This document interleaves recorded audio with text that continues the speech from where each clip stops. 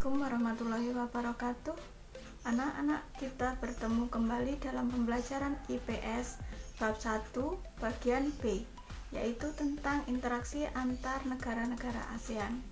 Sebelum pelajaran dimulai, marilah berdoa terlebih dahulu. Berdoa mulai. Selesai.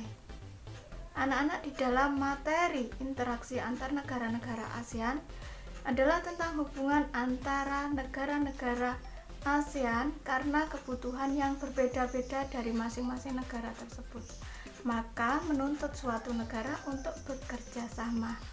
Nah, untuk lebih memahami apa itu kerjasama, mari kita simak video berikut ini.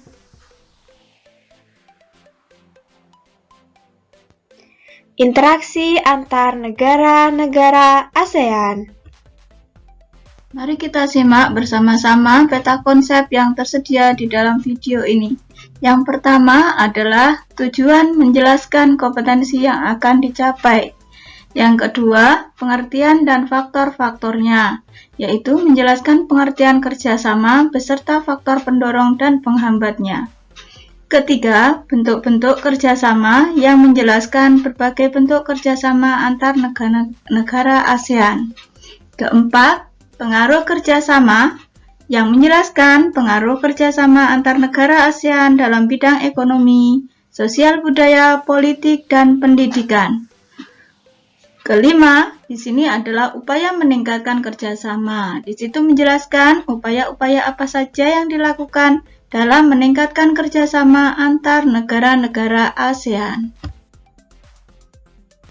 Oke. Untuk yang pertama, yaitu tentang tujuan pembelajaran kita, diharapkan nanti setelah pembelajaran siswa mampu menjelaskan makna dari kerjasama, baik faktor pendorong dan penghambat, dapat menyebutkan bentuk-bentuk kerjasama yang terjadi antar negara ASEAN, dan mendeskripsikan upaya peningkatan kerjasama antar negara-negara ASEAN. Kedua, pengertian kerjasama beserta faktornya. Seperti yang kita ketahui bahwa hubungan antar negara ASEAN semakin diperlukan seiring dengan munculnya berbagai macam kebutuhan yang berbeda-beda dari tiap-tiap negara anggota. Kebutuhan sosial, politik, ekonomi, maupun bidang lainnya menuntut suatu negara untuk berperan aktif dengan melakukan kerjasama antar negara ataupun dunia internasional. Dengan demikian dapat disimpulkan bahwa kerjasama adalah menjalin hubungan antara dua negara atau lebih demi mencapai suatu kesepakatan. Materi berikutnya adalah faktor pendorong dan faktor penghambat. Dalam faktor pendorong, yang pertama adalah kesamaan dan perbedaan sumber daya alam. Di sini, apa sih yang mendorong negara-negara ASEAN untuk melakukan kerjasama? Karena kesamaan sumber daya alam akan dapat mendorong terbentuknya kerjasama antar negara ASEAN. Di sini ada negara-negara yang sama dan berbeda sumber daya alamnya. Contohnya, negara-negara penghasil minyak bumi membentuk suatu kerjasama yang diberi nama OPEC atau Organization of Petroleum Exporting Countries. Sedangkan untuk perbedaan, karena perbedaan sumber daya pangan, maka muncullah kerjasama, yaitu contohnya Indonesia dalam mengekspor hasil pertanian ke Singapura, dan Indonesia juga mengimpor beras dari Myanmar dan Thailand untuk memenuhi kebutuhannya. Yang kedua adalah kesamaan dan perbedaan wilayah atau kondisi geografis.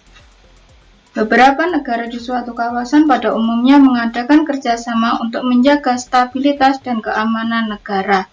Contohnya adalah negara-negara yang terletak di wilayah Asia Tenggara membentuk kerjasama melalui organisasi ASEAN. Yang kedua, faktor penghambat. Faktor penghambat di sini yang pertama adalah perbedaan ideologi. jika ada perbedaan ideologi menjadikan suatu penghambat kerjasama. Tetapi faktanya saat ini hampir tidak ada negara ASEAN yang menutup diri dari kerjasama antar negara ASEAN. Yang kedua, konflik dan peperangan. Kondisi konflik dan peperangan yang terjadi antar negeri maupun antar negara mengganggu stabilitas negaranya sehingga akan menghambat kerjasama. Seperti kita ketahui, kalau satu daerah terjadi konflik akan mengganggu daerah dalam melakukan kerjasama karena negara lain tidak mau terjadi resiko atau mengambil resiko dari kondisi keamanan dalam satu negara yang mengalami konflik. Kemudian yang berikutnya adalah kebijakan protektif. Suatu negara yang menetapkan kebijakan yang bertujuan melindungi kepentingan dalam negeri dan meningkatkan daya saing. Nah, di sini kita mengekspor ke negara lain dan mereka membatasi barang kita masuk ke negaranya karena masing-masing negara ingin melindungi produksi dalam negerinya. Yang berikutnya adalah perbedaan kepentingan tiap-tiap negara. Dalam kerjasama antar negara, tiap-tiap negara mempunyai kepentingan yang berbeda. Perbedaan ini dapat menghambat kerjasama yang harmonis.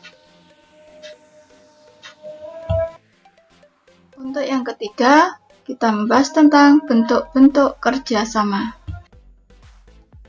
Kira-kira bentuk-bentuk kerjasama antar negara ASEAN itu apa saja ya? Nah, yang pertama, bidang sosial dan budaya, kedua bidang politik dan keamanan, dan yang ketiga adalah bidang pendidikan. Yang keempat adalah pengaruh kerjasama. Oke, untuk pengaruh kerjasama terhadap kehidupan ASEAN, yang pertama adalah keadaan alam. Terlihat dari beberapa faktor di antaranya bahwa faktor geologi, adanya sumber daya alam, dan perkembangan ilmu dan teknologi. Yang berikutnya, bidang ekonomi yang ditunjukkan dengan adanya pasar tunggal, yaitu MEA atau Masyarakat Ekonomi ASEAN. Berikutnya adalah bidang sosial, yakni ditandai kehidupan masyarakat Asia Tenggara yang dinamis. Dan bidang kebudayaan ditandai dengan menunjukkan identitas negara masing-masing, komunitas bersama dan divisi, seperti Festival Budaya ASEAN atau FBA, perkembangan budaya serumpun ASEAN, dan industri musik. Yang berikutnya adalah bidang politik yang ditandai dengan adanya sengketa perbatasan wilayah dan pesatnya laju jumlah pekerja migran.